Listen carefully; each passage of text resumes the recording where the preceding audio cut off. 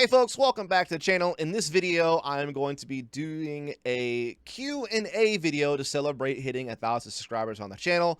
I did a little video not too long ago kind of talking about that and thanking everyone, and part of it is that I took in questions in the community to do a little bit of a Q&A to help, you subscribers out there get to know me a little bit better, or, maybe just get some funny answers from me at least or something like that on some of these questions. And so I kind of pulled these from Instagram comments, YouTube comments, a community post I did on YouTube, Discord, things of that nature. If I missed your question, I do apologize. Maybe I just happened to slip by me. Maybe I could do a Q&A video in the future if people are into this. This is kind of a first time trying it, but I wanted to just do something kind of fun, hitting the 1,000 subscribers, and so I thought doing a Q&A with questions from all of you out there in the community would be kind of a fun way to do it, and so that's what we're going to do here. So the first question I have is from Wake Boy, and he asked, I'd like to know what you recommend for beginner disc, or at least what to look for. Now, first and foremost, I am not a top level player or a coach or anything like that, so my advice is obviously not going to be maybe as accurate or as ideal for you as getting that type of information from a higher level player or coach or something along those lines. But you did ask me, and so I will give you an answer. I do think, generally speaking, it is better as a beginner to start off with slower speed disc, because, based on your technique, are you going to be able to get this up to speed or not is going to determine whether they fly the way they're supposed to for you. And so I do think that starting on slower disc is always going to be better.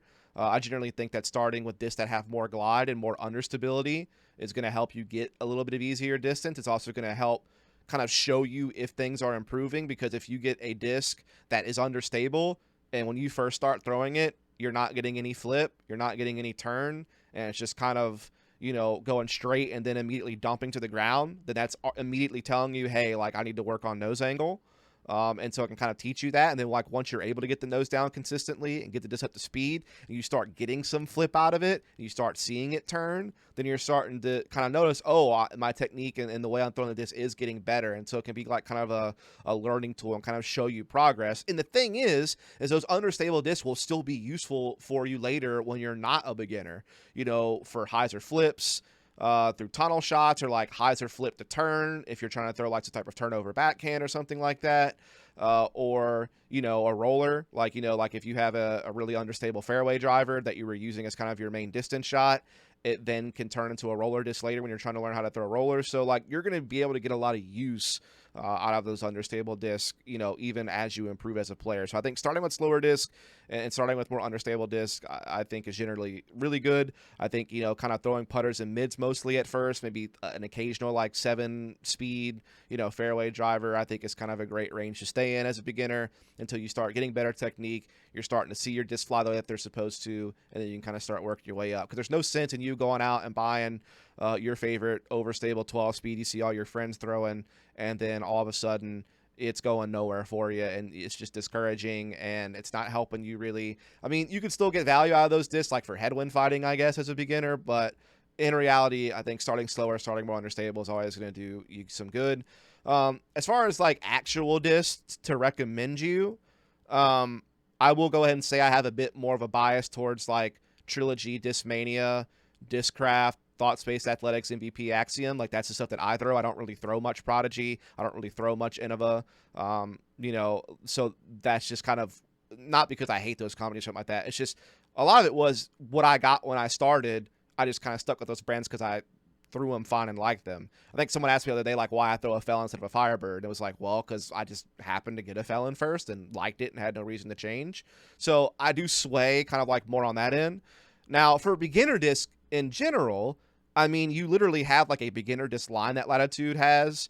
I think it's like the Ruby, the Diamond, the Jade, and the Sapphire, especially if you get them in the lower weights, which I think by default they are lower weight. They have like an 170 carat branding for like the more max weight versions of these easy to throw discs.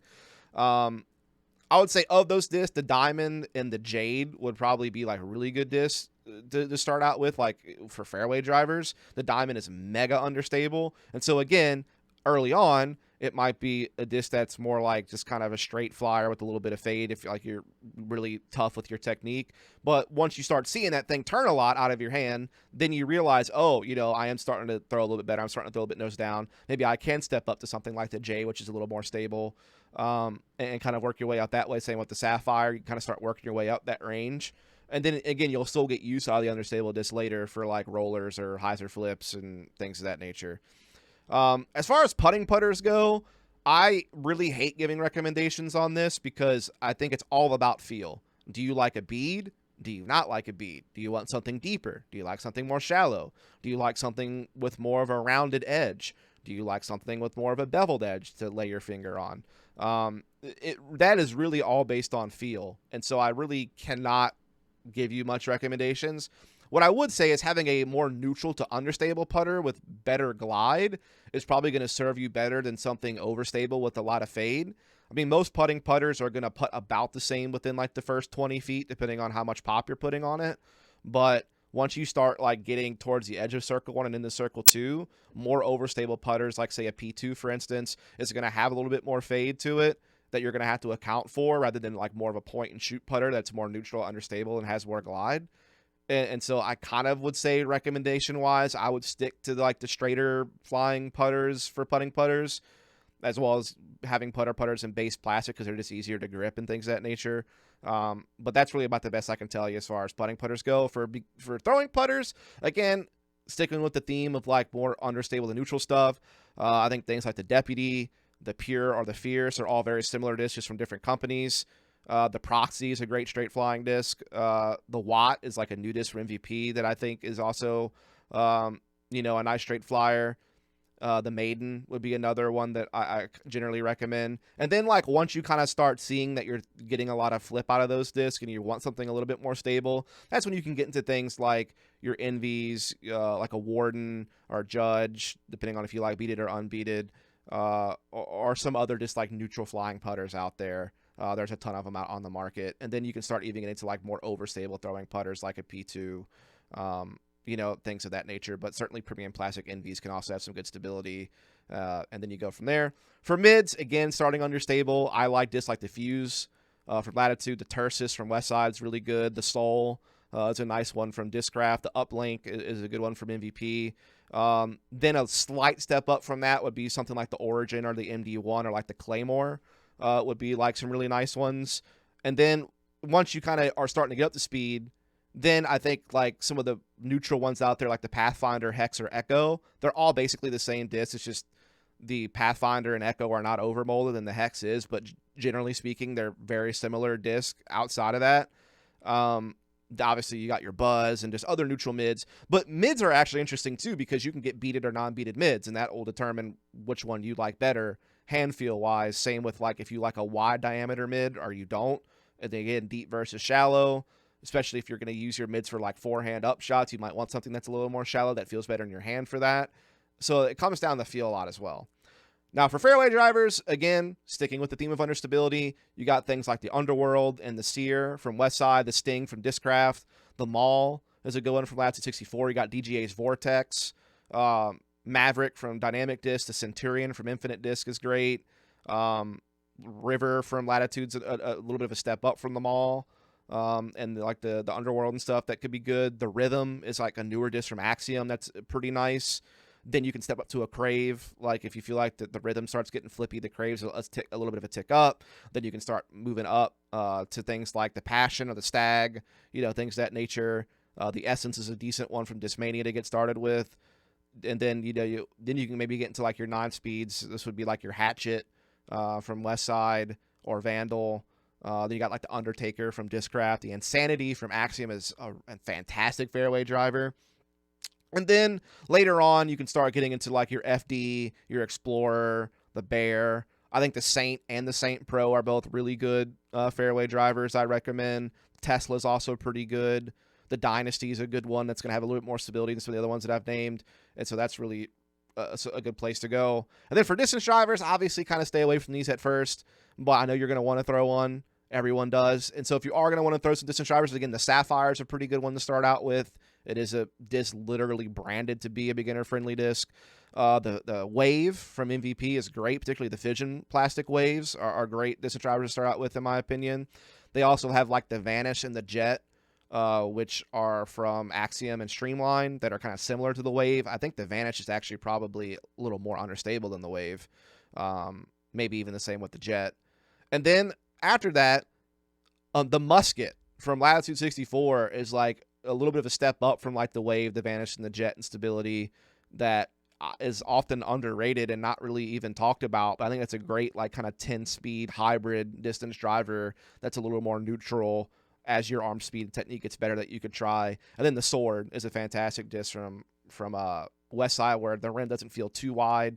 It is labeled as a 12 speed, but it feels more like 11 speed in the hand, in my opinion.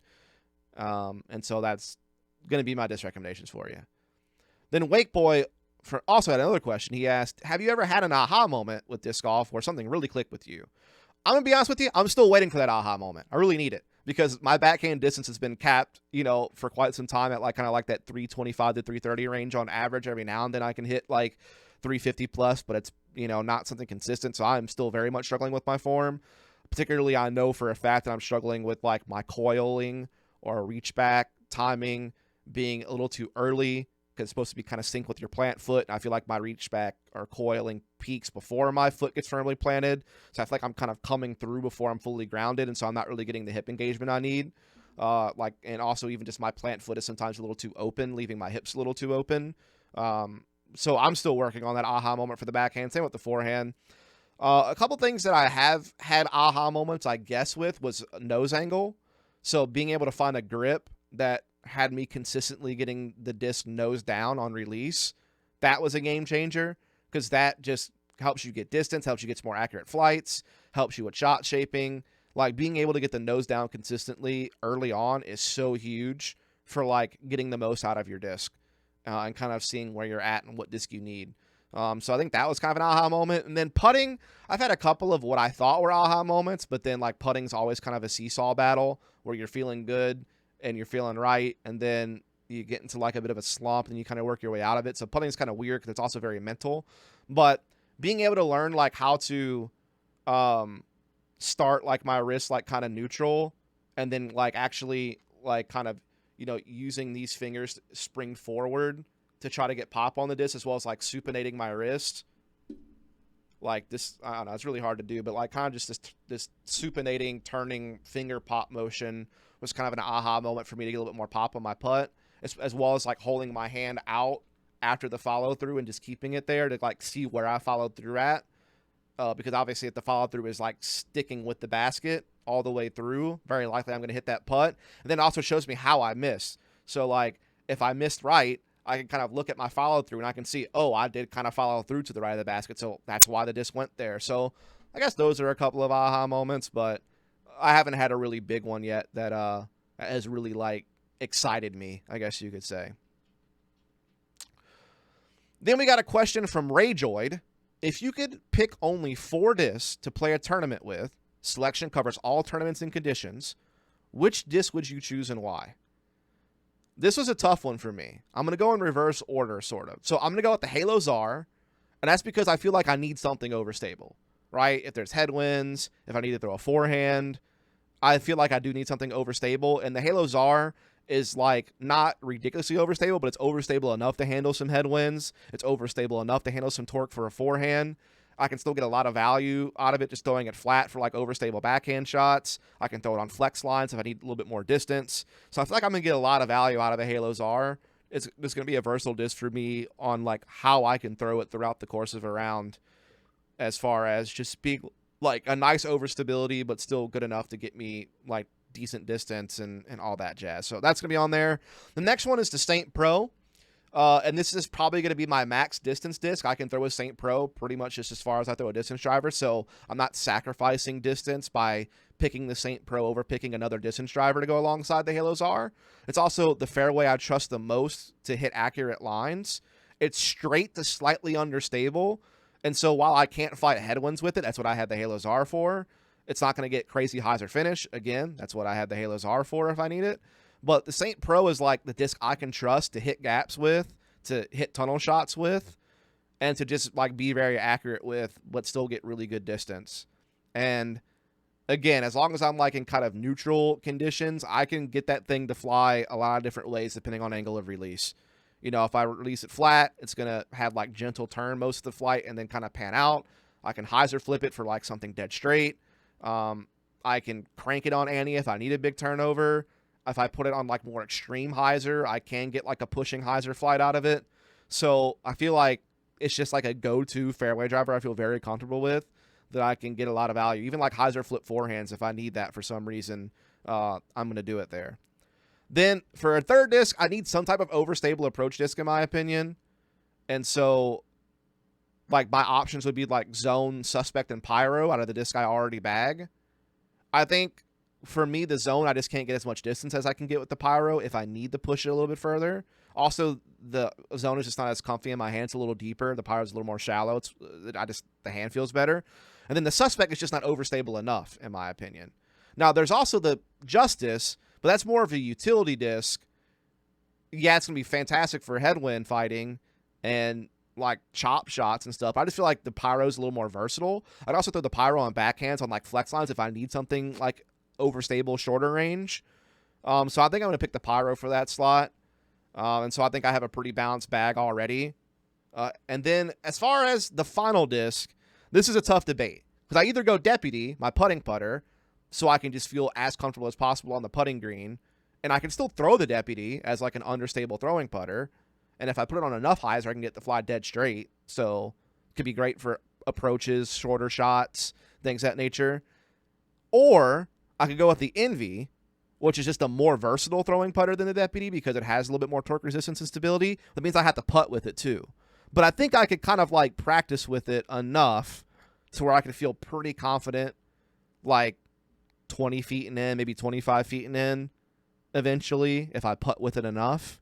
So like I could sacrifice the Deputy, maybe lose a little bit of like putting comfort, but then have a more versatile throwing putter and still be able to putt with the Envy. And so I'm a little bit torn between those two. The Envy feels like the safer choice just to have more versatility in the throwing side of it. And then I think I could learn to putt with it, I guess is my point. I've also thought about just using a mid here, like the Pathfinder, like a neutral mid, but then I have to putt with the mid, which isn't that hard. Shorter range, but like once it gets longer range, it does get tougher. So I think I'm going to cut the neutral mid option out. My fourth disc would either be the Deputy or the Envy. I'm a little bit torn on which way I'd want to go. I'm leaning Envy, but I might choose the Deputy for just like overall putting comfort. So that's kind of my four discs that I'm thinking of there, Rayjoy.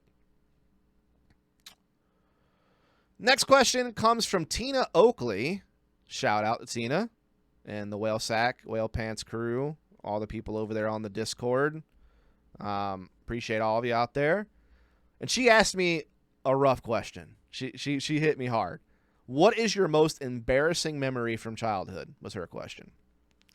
And this is tough because I don't recall a lot of crazy embarrassing moments from my childhood. Maybe some of them have just been blocked out by my brain to help save my psyche or something like that. So like maybe there are some like really cordoned off in my brain that I don't even remember anymore, embarrassing moments that like my body is saving me from. So I don't really have anything like crazy embarrassing I could think of. So I'll give you just two stories that were mildly embarrassing, but still looking back mildly embarrassing, but like at the time they felt like devastating because of how young I was. These are both from the 6th grade, right? So context, 6th grade, I went to elementary school in Kenner, Louisiana, right outside New Orleans from like pre-K through like 4th grade. Then I moved to Southern Alabama, went to 5th grade at an elementary school on like one side of town. And so I'm like brand new student, brand new group of kids, you know, trying to fit in, trying to make new friends. Kind of got settled. But then when I went to middle school, 6th grade, all the people who I went to that 5th grade class with went to a particular middle school that was like in that same area. But then I moved again. And so like I had to start over again going to 6th grade. So it's like I had like solid group of friends in like childhood going great for me, pre-K through 4th grade. make the big jump in 5th grade to a whole new environment, and then I got to make the whole jump again for 6th grade. So that's a little bit of context there. I'm the new kid, right?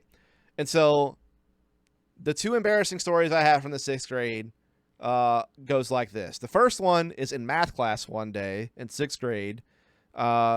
We were having a light day. We got done classwork early, and so the teacher was just kind of letting us have like free time to hang out, talk, play cards, just do different things. Like, I think it was maybe towards the end of the school year as well, like towards summer break about to happen. So it's like, it was just kind of, everything was more chill and toned down, and like, coursework was kind of done, and we were just allowed to have a little bit more free time for fun.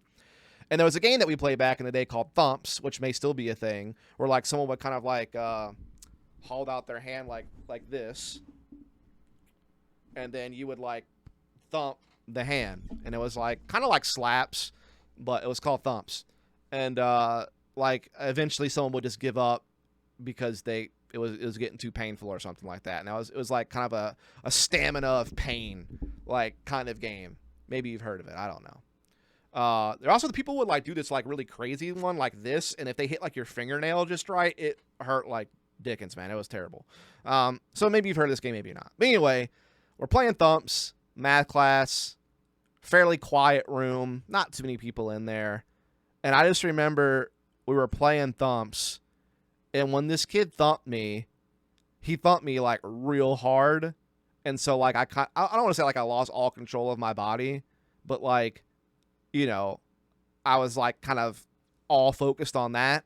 And so because of that, I ripped like a massive fart. Like I'm talking like could have tripped the seismograph fart in the middle of class.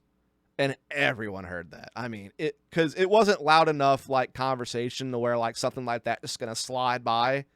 So like legit, just imagine a bunch of kids hanging out in class, mild conversation, pretty low volume. And then you got these 2 kids playing Thumps. And then the kid gets thumped and then just rips a massive fart that the whole class hears. So that was pretty embarrassing. I hope that works for you, Tina. I hope that satisfies your question. Side note, another embarrassing thing from 6th grade is the last day of school before summer break started. I had a massive crush on this one girl all year. Never had the courage to tell her. And so I finally, at the end of the year, gave her a note that basically, like, I'm not going to say proclaimed my love. I didn't go, like, nuclear like that or something like that. But I basically gave her a note saying that I liked her and stuff like that. And then I, like, gave her the note and then basically ran off. And then I had to sit on that all summer. And then, obviously, I see that girl the next year in 7th grade. And, it's kind of awkward. So that was pretty embarrassing. Just, like, having a crush on someone, not having the courage to say anything, and then just giving them a note and running away and letting them stew on it summer break. Same for me. And then coming back and seeing each other that first time, the first day of 7th grade. That was pretty embarrassing. So there you go. There's a couple stories for you. Then we get a question from DG Today. Do you think we will ever see a Pro Tour stop in Alabama? And the answer to that question is I think yes, and I think sooner than you think, just based on things that I have heard rumbles about in my own local community. We have a course in my local community called the Admiral out in Sims, Alabama. And you have probably seen this course at some point, because there has been coverage of it. Coverage where some top players have played at it, like Matty O, for instance, and Cameron Cole-Glazer in the past. There's also been players who have come through and played the course and put it on their YouTube channel. Casey White was the most recent one. Connor O'Reilly did it. I think Colton Montgomery also did some content there. And so we've had some like touring pros come through and play it and film content there, and they all love it. Then this most recent City of Mobile Championships we had, it was like right before the Music City Open. And so we actually had touring pros come through and play this tournament. Obviously, Matt Oram was like kind of the main one. He won the tournament, and like it's kind of his backyard. He wins the event almost every year, or at least comes like second every year. But we had like Parker Welk play this tournament, who went on to obviously win DDO. Joel Freeman played this event. Justin Rozak, Andrew Marweed, Kevin Kiefer, Silas Schultz, to just kind of name a few people that you would know, as well as like just people from our local community, like Southern Alabama, Florida Panhandle, different things like that. And so they also came through and really loved the course as well. So it's one of the top courses in the state. So I do think there's a chance that a silver event could happen at the Admiral in Sims, Alabama. And it's part of Mobile County, but it's like the city of Sims, not the city of Mobile. I definitely could see it happen. There's already been chatter about it. Like I'm actually I'm a board member of the Mobile Area Disc Golf Association. And there has been talks between us as board members and like the city about potential for a big event coming to our area. So I do think that you could see a silver event at Admiral, like in the Mobile County area, city of Sims, within the next couple of years. I really do think that it is very, very possible. The biggest thing is about getting enough added cash and getting enough sponsors to get that added cash. Because that's like the biggest thing about getting a silver event is you have to be able to get enough added cash. I think it's like $10,000 of added cash is like what they really look for. Maybe even more than that, maybe 15K added cash. And so really we have the course, we have the staffing, we have a strong enough community to get the volunteers we would need to do it. It's just about having the sponsorships to get the added cash and then being able to make that pitch to the Disc Golf Pro Tour. But a lot of people on the Disc Golf Pro Tour, player-wise, are aware of Admiral and love it. Staff of the Disc Golf Pro Tour have been told about it by these players. Some of them already know about it themselves because they've been in this area before. So, yeah, I think it's very possible we could see at least a silver event here in southern Alabama not too long from now. There's also a new course being built in the area at the Brookley Park Complex, which is like next to the downtown Mobile Airport, which is going to become the main airport for Mobile here soon, actually. We have Mobile Regional Airport, which is like way far away from downtown, but they are transitioning to having an international airport in downtown Mobile, Alabama, where Brookley is. I'm not sure what it's going to be called. Might just be Brookley International Airport. I don't know. Or Mobile International Airport eventually. Maybe they'll rename it. But there's a big park going in. I think they're right now in the process of doing like all the basic stuff, like infrastructure stuff. They're not starting on amenities yet. It's supposed to be like a big part that has like beach volleyball courts, fishing, like kayak and like rowboat rentals. But there's going to be a big disc golf course on that property. And the potential is there for it to be a championship level course, just the amount of property there is to work with, as well as like the topography, is that how you say it? Like the elevation change and like tree lines and different things like that, where it could be like a nice hybrid wooded open course. So that could also be another course that gets used instead of Admiral at some point in the future to have an event here. Or maybe, I guess right now you wouldn't use 2 courses for a silver event. It's like 3 days, usually 1 course. But yeah, the point is, I think it's very likely it could happen, and maybe even sooner than we think. It's just all about being able to have our board get more direct communication with the Disc Golf Pro Tour on what's required and what's necessary to like make a good bid, and then being able to raise the actual added cash required to like make it a silver event. And then depending like where you place on the schedule, like again, if you placed it on the schedule between the Texas swing and before like Music City Open, which is kind of like what some of these players already did naturally anyway, when it was just an A tier, I think it could happen for sure, 100%. So, you know, Southern Alabama has a very rich disc golf history. We've had a lot of players that are very good come from this area. You know, a lot of the old school people are very familiar with some of the courses that we had very early on in this area. You know, there's also like the whole Southern Nationals organization, a little bit controversial nowadays, just due to like different things that have happened, but that used to be like a pretty big deal.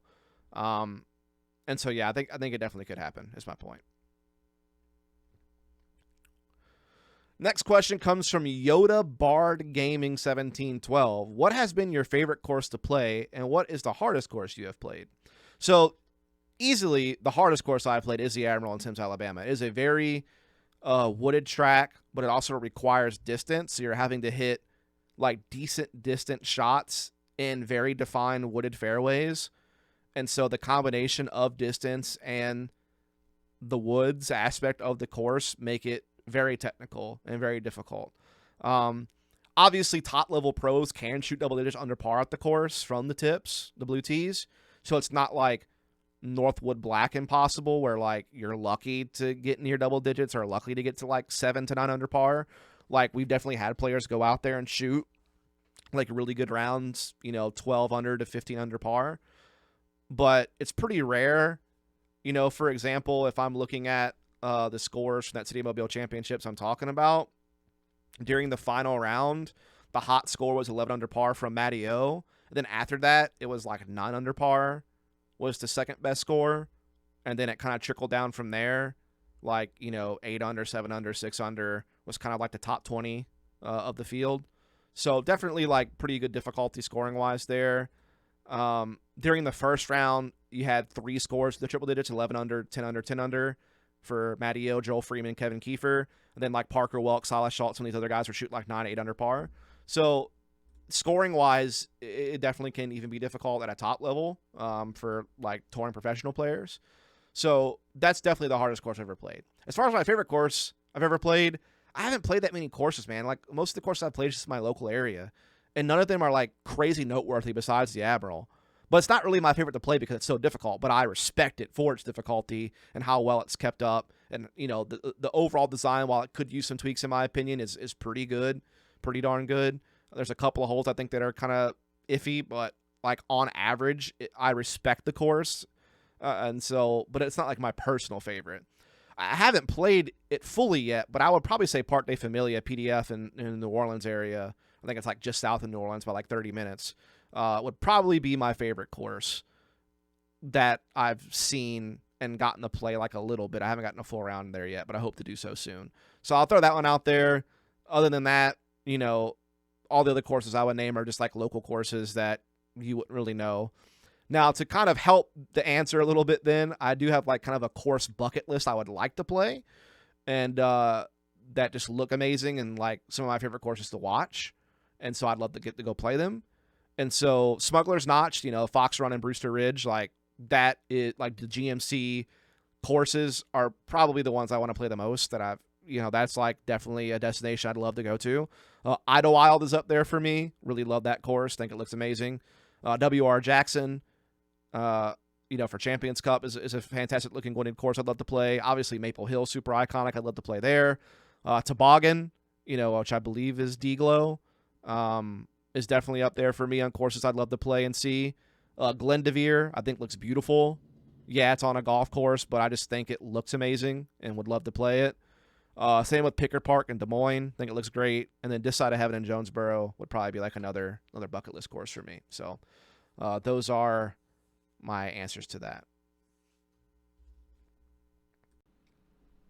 All right, next question I have here comes from the Pope. I don't think the actual Pope, but that is his username on YouTube. Could be, though. Never know. The Pope 844. And he asked, or she, what does your warm-up routine look like before a round of disc golf? Do you do any particular stretches or practice throws? And the answer to this is yes. I definitely warm up a lot before I play, even casual rounds, just because, I am 32, almost 33 years old. I do want to try to make sure I prevent injury and make sure that I can play my best. And so to be able to play my best and prevent injury and all that jazz is to indeed do a pretty good amount of warm-up. And so what I generally do to warm up is I'll start off by stretching at the house before I get to the course. And so this is just like different dynamic stretching as well as some static stretching of like the legs. So, I'll target like my quads, my calves, my hips, just doing different stretches that will, take care of the lower body. I also stretch out my back. I also obviously do different stretches for my arms and wrist, and all that different stuff. Can't really film all the stretches for you out there, but I know that Seth Muncie, like Disc Golf Strong, put out like some free materials about stretching that you can get. I know he also has kind of like more of a paid program for like actual like training for like disc golf, but he has like some free stretches out there. But yeah, I definitely put a lot of time into stretching before I even arrived at the course. Then depending on how long of a drive it is to get to the course, like if I'm going to a tournament that's like an hour away or whether I'm just, going 10 minutes down the road, it's a little bit different.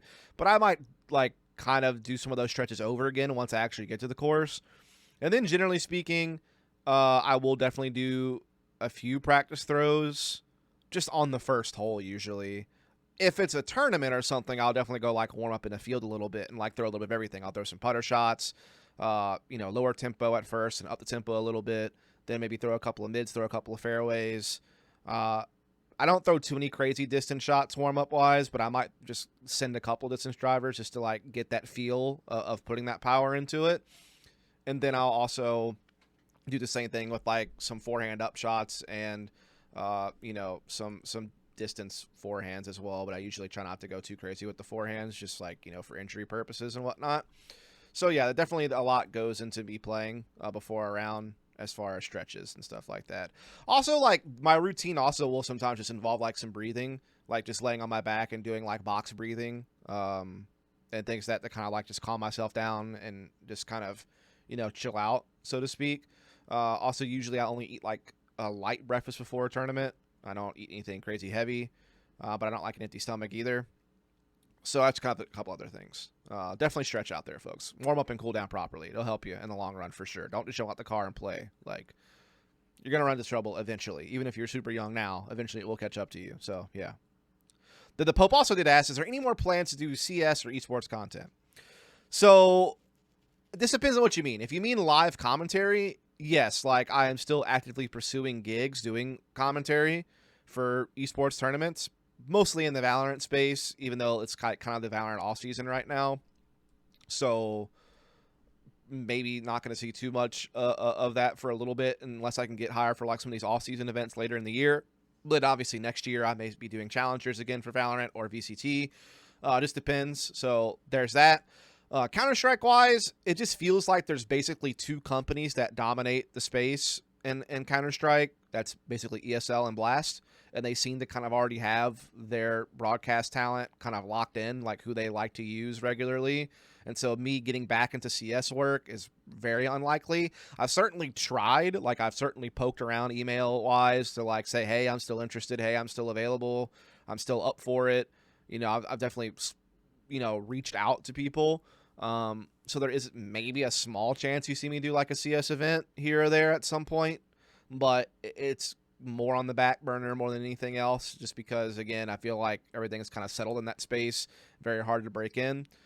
Now, as far as like YouTube content goes for esports, I'm kind of just burnt myself out on it. Like, I had a Counter-Strike based channel that I ran for ages in CSGO, from basically day one of CSGO through like, which is like 2011, 2012. I think it's maybe when I started doing esports content on my esports channel. And I did it regularly, like really all the way through like 2016, 2017 timeframe, maybe even longer than that. I put a lot of years on that channel. And I just didn't really see the benefit. And eventually just got to a point where it's like, what am I doing this for? Like, the type of content I was doing clearly wasn't working as far as like growing the channel. Like, I capped out at like less than 4,000 subscribers on that channel. The views started to tank after a while. People just weren't interested in the type of content I like doing, which is like the heavy analytical content, like VOD review, strat reviews. I did some interviews and podcasty type stuff on there as well, but even those started to kind of tank, where people were becoming less and less interested in that type of content, it seemed like. And so I just kind of got burnt out on it, if I'm being quite frank with you. I don't want to say never say never type of thing, but it's just very unlikely I would do it on my own personal channel, because I just don't see the benefit. Like, the viewership isn't that great. I'm not getting paid. It's a lot of time and effort, and it just feels like more of a grind than something fun to do. Yeah, so I just don't see it happening. I would definitely be down for like doing post-produced content that I was paid for, or that was in collaboration with the established channel. Like, I'm always down, like, to be like a guest on a podcast. I've done a couple of guest spots on some esports podcasts here and there. So I'm not like totally opposed to it, but as far as plans with Counter-Strike goes, that's just out of my control. I'm certainly interested. I've certainly reached out to people. I'm certainly available, but I just haven't got hired to do anything. And I'm not going to go out there and just do random YouTube content on my own for Counter-Strike at this point. And just same with esports in general, I guess. I'm just kind of burnt out on it as far as like doing my own content, my own personal YouTube channel for esports related stuff. So probably not, but down to do content in collaboration with other people on their channels and stuff like that, particularly podcast stuff, and still actively pursuing commentary in the space for sure. Next question is from Trevor Staub from Foundation. So shout out to you, sir, the host of Debate Night and many other content over there, the Trevor Staub Show. Hopefully one day I'll be famous enough to be on that show. We'll see. But he asked, who is the most famous esports athlete or personality you have met working in the esports space for the many years I have? Well, there's a rather long list here because basically I've met every pro CSGO player that you could think of, probably. If you're talking like the current top teams today, you know, people like KD and Apex, Magis, Kerrigan, Rain, Twist, JKS, Snappy, Config, Nas, Sticko, all the Astralis people, all the Furia people, all the people from like the top teams in Brazil. I have met all those people at some point. All the legends of the past from like Fnatic, NIP, the Polish Virtus Pro team with like Neo and Taz, all the top NA teams over the years, and many of the top European teams, I have met them at some LAN at some point. So like pretty much any pro you can think of CSGO, I have probably met. There's very few. Now, granted, it's not like I've had like a lot of deep conversations with every single one of them, but at the very least, I've exchanged some general conversation with pretty much any pro CSGO player you could think of.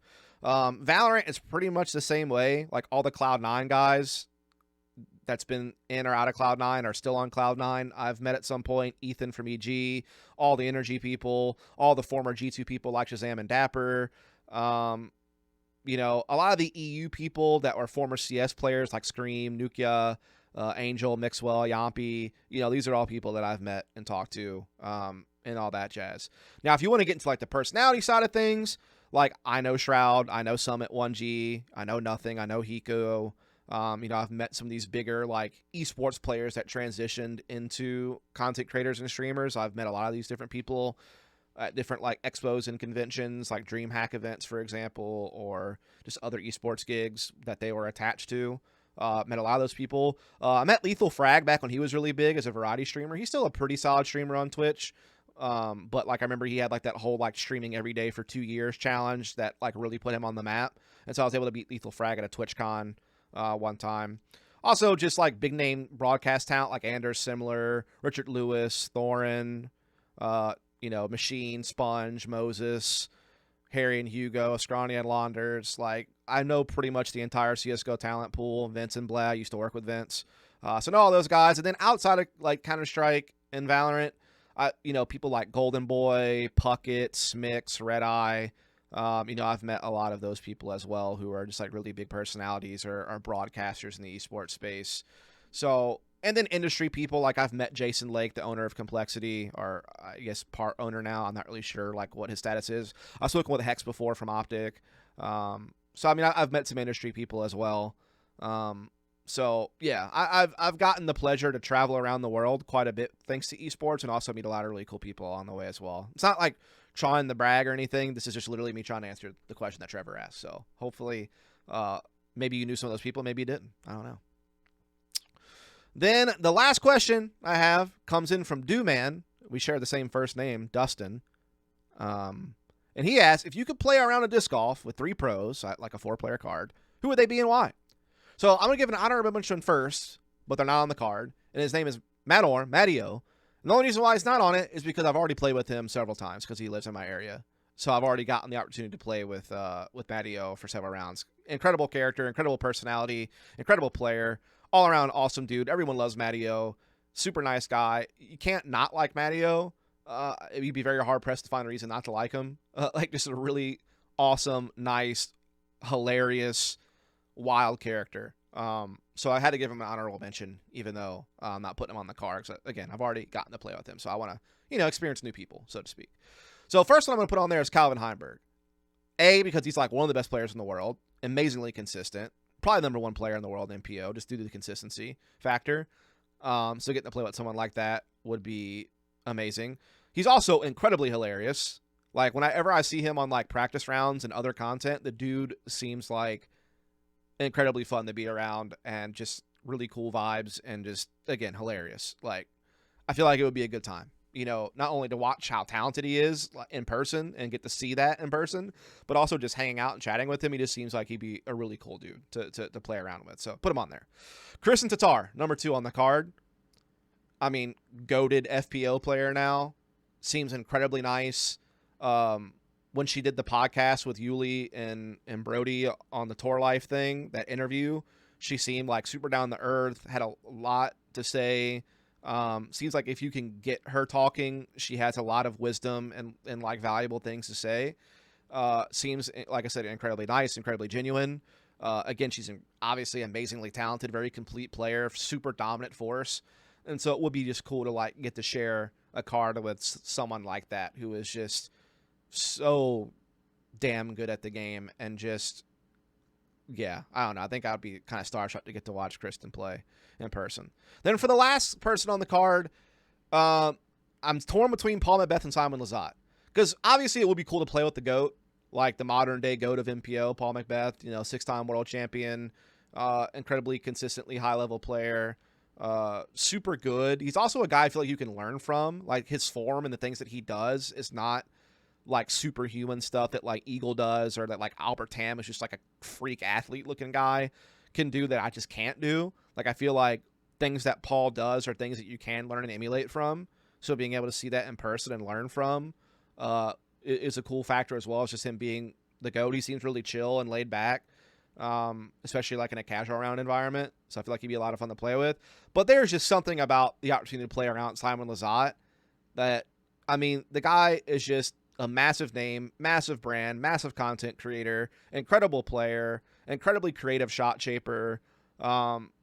He seems like a super down-to-earth, really nice guy from all the vlog content I've seen him do, and just, hearing things, and just, a huge force within the sport, a huge name within the sport. And just, again, seems like an incredibly genuine person. So I'd be torn to try to choose between those two as the fourth player on the card. If I had to choose one, like I'm on the fence, I gotta go one way or the other, I'll probably lean Simon, just for like the personality that he is and just, how cool of a dude he seems to be. But Macbeth being on the card would be also really hard to pass up. So that is going to be where I end it. So, folks, I hope you enjoyed this Q&A. Hope you learned some stuff about me maybe, or at least got some good laughs, or, got something out of it. I, again, really appreciate you all helping me hit 1,000 subscribers on this channel. That's a huge milestone, and I really appreciate it. If you like these Q&A type videos, I can maybe do another one in the future. If people are into this sort of thing, we can maybe make it like a semi-regular thing that I do every few months or something like that. Just like a little mailbag video or something along those lines. So just kind of let me know what you think on that. But I appreciate all the people who submitted questions, and hope that you enjoyed the answers. Hope that you folks out there enjoyed the content generally. Hope that you'll continue to support the channel. If you're not already, please subscribe, keep the count going, like, comment, do all the things, algorithm, yada, yada, yada. You know the deal if you watch any other YouTubers. I hate like begging and asking people to do things though, but I mean, at the end of the day, trying to grow the channel, trying to keep it going. So definitely, if you don't mind, that helps out a lot. And yeah, I'll see you soon for more content. Thanks.